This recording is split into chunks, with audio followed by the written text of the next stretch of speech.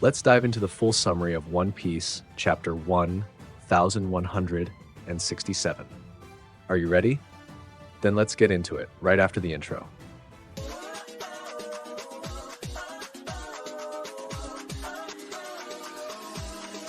Hello everyone, welcome back to the channel. And before we jump into today's content, don't forget to hit that like button, subscribe, and activate the notifications so you don't miss anything.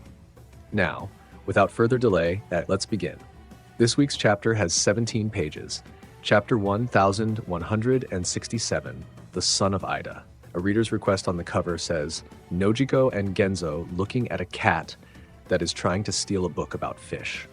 Harold was assigned by the world government to secretly help the Marines defeat pirates as part of his vow to atone for the giant's 1,000 years worth of sins.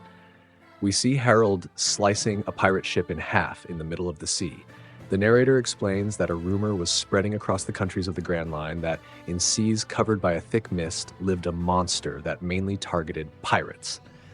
But the narrator also says Harold is not the Florian Triangle monster, since he attacked ships in other regions as well. The narrator says that after the God Valley incident, some pirates who took part in that event went on to conquer the seas: Roger, Newgate, Linlin, Kaido.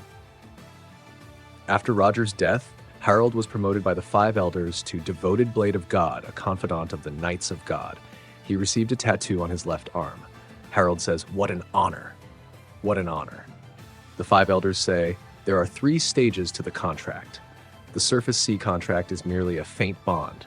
The deep sea contract and the seafloor contract are the true vows exchanged between the 13 chosen ones and God. Harold says, God. Nusturo says, if the day ever comes when you are granted the title of Knight of God. Harold says, will Elbaph be welcomed into the world government's circle as well? The Five Elders say, indeed. Garling gave Harold a long-distance Den Mushi so he could contact him immediately when needed. Harold drank with Neptune, who told him his daughter was about to be born. Neptune joked that Loki and his daughter should get engaged.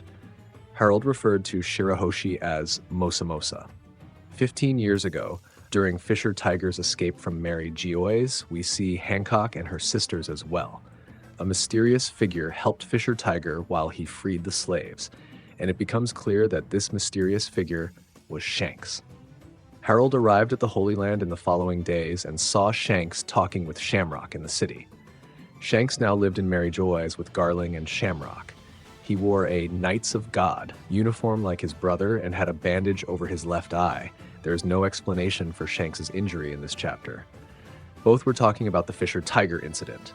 Shanks says, come on, Shamrock, tell me more about the Holy Land. I want to capture the culprits so I can be useful. Do we have any leads so far? Devoted Blade of God, Figurlin family, Shamrock says, it's wiser to wait until you're fully healed, Shanks.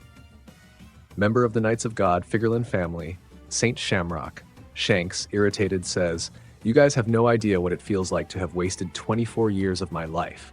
No wonder I always felt like I didn't belong. Everything was disgusting. In Elbaph, Ida fell ill but refused to contact Harold because he was busy with his mission. Hajrudin went out to sea to find a doctor. Meanwhile, Loki was also worried about her, but he wouldn't show it. Both Loki and Hajrudin were adults now. Ida told her close friends that even without sharing blood, Loki was also a precious son to her, just like Hajrudin. At the end of the chapter, Loki discovers that the Brewers' village poisoned Ida as revenge for Estrid. Loki says, what? What did you just say? The Brewers' village giant says, I'm talking about the absurdity of letting an outsider woman like her become queen. Surely you agree, Loki. We are both from the same clan as the true Queen Estrid. All treasures and power belong to us. That's why I poisoned her with this ergot. No one can stop it now. Her fate is sealed. In the amazing final double-page spread, Loki destroys the Brewers' village. We see the village engulfed in flames as Loki grabs the giant who poisoned Ida by the neck. The giant says, Loki, what the? Loki says, Ida won't die from this, right? I remember it clearly. My biological mother threw me into the underworld out of disgust. Screw the treasures. What a filthy clan. Ida better not die. She's the only one. Ida says, you look lonely, Loki. Why don't you come to my place? Loki says, I would call you mother. End of chapter. No break next week. And that's it, the full summary. Stay tuned because if anything else drops, I'll bring it to you. This Thursday, we should get the scans, but they may be delayed due to a holiday in Japan. Still, stay alert. The moment they come out, I'll bring them here. If you enjoyed the video, don't forget to hit the like button, subscribe, and turn on the notifications.